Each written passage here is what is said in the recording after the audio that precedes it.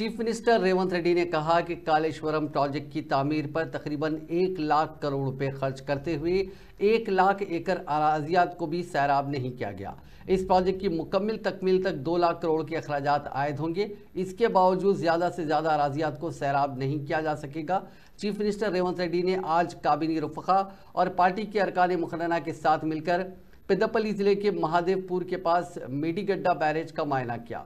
इस बैरेज के 7वें ब्लॉक के पिलर्स को नुकसान पहुंचा है। नुकसान होने वाले पिलर्स का तफसीली मुआयना करने के बाद engineer in chief Sudhakar Reddy ने कालेश्वरम प्रोजेक्ट की सूरत हाल पर पावर पॉइंट प्रेजेंटेशन पेश किया। उन्होंने बताया कि साल गुज़िश्ता 21 अक्टूबर को इन पिलर्स को नुकसान पहुंचा था। पावर पॉइंट प्रेजेंटेशन के बाद मेडीगड्डा बैरेज का मुआयना करने वाले एमएलएज और ओहदेदारों से खिताब करते हुए रेवंत रेड्डी ने कहा कि साबिक चीफ मिनिस्टर चंद्रशेखर राव ने कालेश्वरम प्रोजेक्ट से 1 करोड़ एकड़ अराजियात को सैराब करने का दावा किया था, लेकिन उनके तमाम दावे झूठे साबित हो रहे हैं।